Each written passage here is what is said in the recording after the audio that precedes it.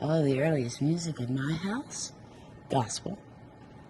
Dinah Washington, Nat King Cole, Ella Fitzgerald, Leontyne Price, the monotones. There's a vast variety of music. You started performing when you were like 6 years old or something? I sang for the first time in public. I'm sorry, I stepped on. I sang for the first time in public when I was 6, yes. And it was at my grandfather's church. And that was my first experience of singing. Do you have, I mean, that's, 6 years old, really early. And do you have memories of what that was like? Very scary. Yes, I remember that vividly. I didn't really feel any racism until I got in this business. And when I started touring, and of course we were touring the southern regions of the country, where most of the segregation and discrimination was running rampant. And that was the first time I ever really knew what true discrimination was. Well, during our tours, we were not allowed to stay in certain hotels. When we went shopping, we were only able to go in certain areas, which I found very, very dumb, and voiced it, and apparently it was quite evident with most of the shop owners or the hotel owners that this little girl was not from the South at all. Samuel Man Taylor, a wonderful saxophonist, my very first background session with the Gospelaires. And it was a song called Won't You Deliver Me, as well as on that same session was Nappy Brown, of which we did also background for. What was that experience like being in the studio for the first time? Were you comfortable with that? Yeah. Well, all we had to do was open our mouths and sing. A couple of oohs and ah and a couple of yeah-yeahs. But after that, you got into a situation where you were very much in demand. Yes, there was a guitarist who eventually became one of the main guitarists on all of my recordings, Charlie, and he asked if we had done background before, and of course I said yes. And he said that he was going to throw our names into the hat in New York because he felt that we had a sound that they could use. And after a couple of weeks, I got a call, and it was a session for the Drifters.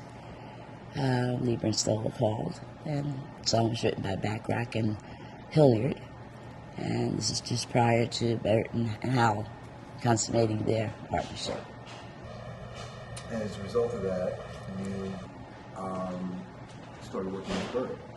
I started working with him, yes. I started doing demonstration records and more background work with Backrack and David. But And how did you come to Scepter Records?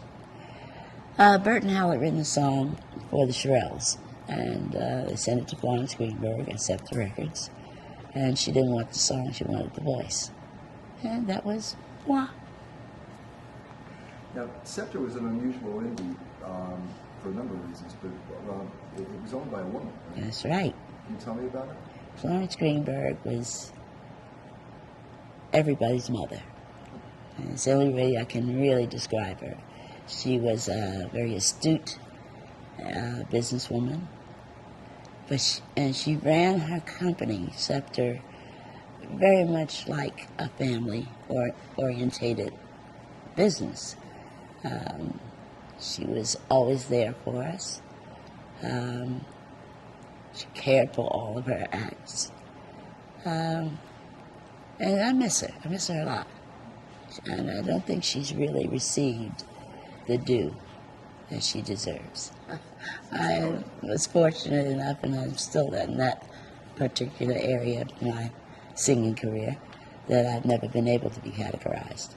It was whatever the listening ear decided I was. That was, what, like 61, 62? 62. So, at that, what were you listening to around you? What was the music around you that was making you... Same music that I listened to in my earlier years. Yeah, my house was always full of music, and especially gospel music. I still listen to Dinah Washington and Ella Fitzgerald and Sarah Vaughan and Nat King Cole and Sammy Davis Jr. Threw in a little bit of Frank Sinatra here and there. What did you think about Motown or Stax? You know, I thought Motown was absolutely brilliant. Created its own sound. It had some incredible acts. Top notch. And then what about the Stax sound, the more raw sound? Oh, Stax was what the South is all about, you know. You think of Carla Thomas and Rufus Thomas and the MG, is it MG? Booker T? Booker T and the MGs, right. Isaac Hayes, Sam and Dave. That was a completely different sound. Yeah, I've always felt that you could kind of tell a lot about a person's personality, whether they gravitated more to the Motown sound, which is that kind of slicker, you know, more urban sound, or the Stax sound, which was, you know, really raw and really free. And I mean, you know, Well, when you stop to think about it, you know, we had Barbara Lewis and Carla, who had wonderful, soft, sweet voices, and they came out of that Stax era. So I refuse to categorize people. I refuse to. I don't think it's fair. Music is music. I'd like to get your impressions of a few female vocalists. So just like a quick take on a short list here. So let me start with Aretha. Oh, what can you say about Aretha? Aretha is Riri, okay? Diana Ross. She had a very unique kind of a sound. You don't want to hear me ask, so. Okay, sorry. Diana had a very unique sound. It was very, I found it very orientated to a very youthful group of people. And of course that proved to be itself true. She had her own sound. What about Janis Joplin? You know, I never listened to Janis Joplin.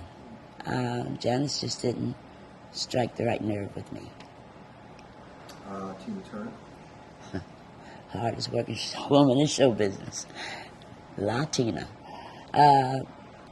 Tina was, and still is, a bundle of energy and excitement, and yeah, she's quite something.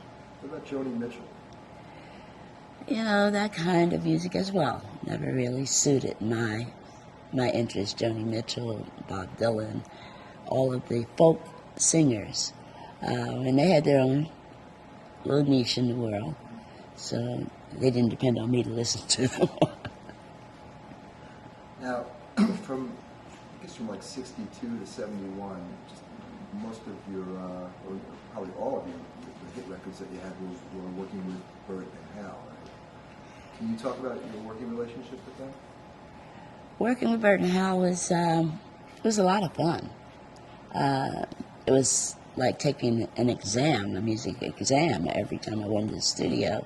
I was in college at the time. Music education was my major. And because of the way that Bert wrote melodies and intervals that he used to write them, time signatures, it was not the easiest music in the world that people would gravitate to sing. Most people thought I had lost my mind when that's you're crazy. Well, how can you do this stuff? But it sat very well with me, and I enjoyed it very, very much. We became very, very dear friends, and have remained so over the years. There's a little bump in the road, but like all true friendships, they prove to be what they are. How involved, now they were not just writing but also producing you in the studio. How involved did you get in the production process in the studio? I didn't get too involved with anything but showing up to do what I had to do, and that was to sing. Can I run down a few of your hits from that period and just get an anecdote or a story? Start with Wishing and Hoping. Oh my goodness, Wishing and Hoping. That was an album cut. It never was intended to be a single release. Walk On By. That was probably one of my biggest hits. Walk On By literally put Dionne Warwick into the music industry. San Jose. Oh, Lord, San Jose. A song I did not want to record. And I just did not feel that it stood up at the bar that Bacharach and David had set all prior to that song. I mean, I just couldn't imagine me singing, whoa, whoa, whoa, whoa, whoa, whoa. But because of Hal David's affinity for San Jose and very personal relationship with that particular area of California, and as much as I loved him, I said, okay, we'll do it. And I guess you can say the rest is herstory. Cried all the way to the bank. You know, it's funny. I read a bunch of different interviews with you and articles, and you sometimes said that your ability to pick out a hit song may not necessarily. Oh, please, give me a break. My ability to pick out a hit song, if you want to know, don't ask me. I am the last. Well, luckily you do it anyway. What about Alfie? What a dream of a song. Alfie, I didn't record that first. As a matter of fact, I was the 44th person to record that song. And I take a great deal of pride in saying I was the only one to have a hit record with it, too. But it was a brilliant song, and it still is. And I Say a Little Prayer? A Say a Little Prayer was written during the Vietnam War period of time.